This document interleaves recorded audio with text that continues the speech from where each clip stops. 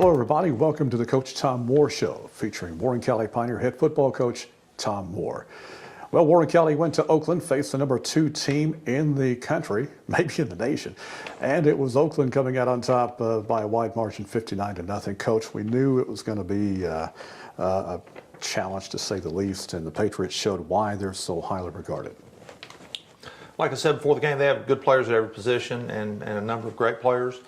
We certainly saw that. I mean, they've got speed galore, and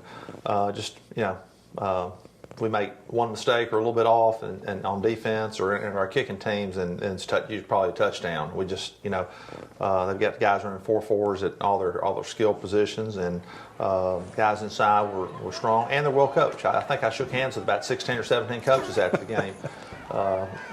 I got a little tired of it, but they're well coached and a good outfit. A team with several D1 prospects. Of course, we've talked about Jacoby Stevens. He scored twice, made it look easy.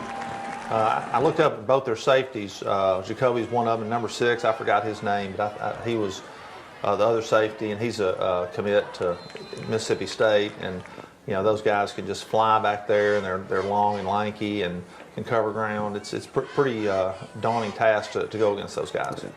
And depth is not a problem with teams like that. I don't know how many running backs ran with the football, but especially in the second half. They just kept trotting them out there, and they all are good running backs. Right. It's it's one of those situations when things are going well for you, like for us against Lebanon. We got to put it in a lot of running backs against Lebanon. The other team has gotten winded and tired and maybe a little discouraged, and everybody wants a piece of the pie. Get out there and show what they can do, and that was certainly what they were able to do against us. Well, Coach, you go in at halftime, it's 49-0 already.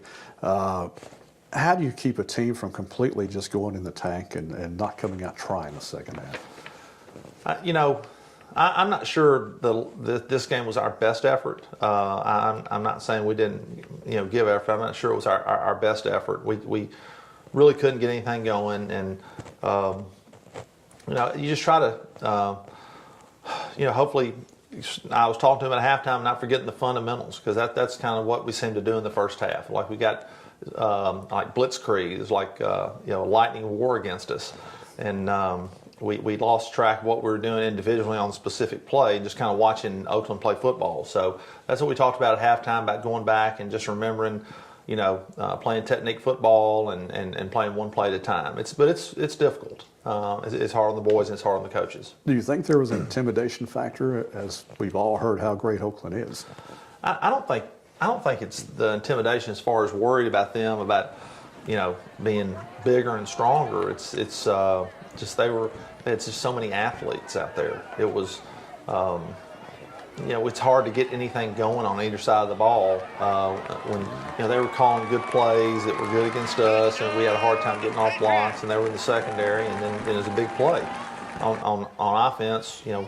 We've struggled some finding somebody to carry the ball consistently for us, and we don't have a lot of speed, and especially compared to them, we just couldn't get anything going on offense either. And then throwing the ball, maybe we're open some, but and Isaiah needs to continue to work on staying in the pocket. But it's hard to stay in the pocket when you have these guys coming from all angles on you, even if you protect with 9 guys. So it was real challenging for us.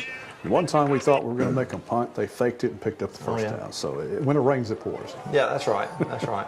Well, we're just glad to get out of there. We didn't get anybody hurt.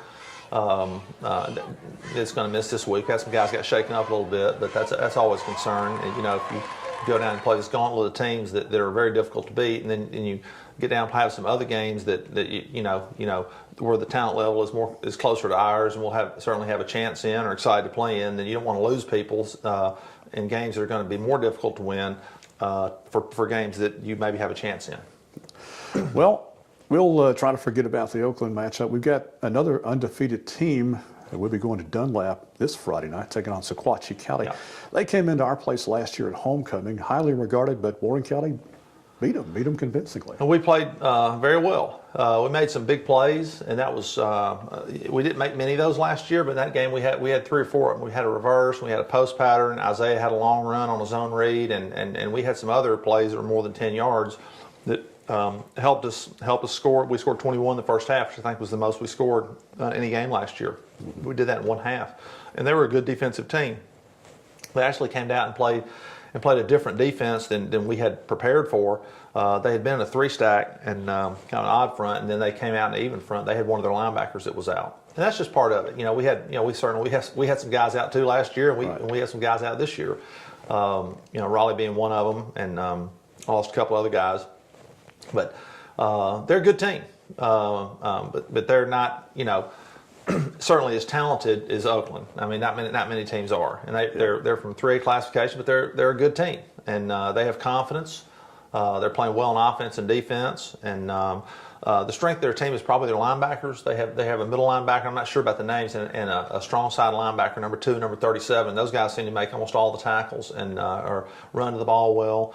And they play a lot of the guys both ways as well. Number 2 plays, their middle linebacker plays tight end. Number 37 is their fullback. And their quarterback is the same guy they had from last year. And he runs and throws the ball. And he's pretty comfortable doing both. They're coming off a win over DeKalb County. Of course, DeKalb lost their quarterback for the season, and that's going to hurt them. But still, DeKalb's a good team, and Sequatchie, I think, beat them like 20-3. They did, and I saw the film, and DeKalb's not as good as they were when they had Jennings, obviously. He's a terrific quarterback, and he kind of makes them go. Right. And, he certainly he played against us and played well, and they were able to beat us. And Sequatchie did a good job on defense against DeKalb. They didn't let DeKalb score any touchdowns, and they kind of controlled the tempo of the game. They held the ball, and they just kind of wore DeKalb down.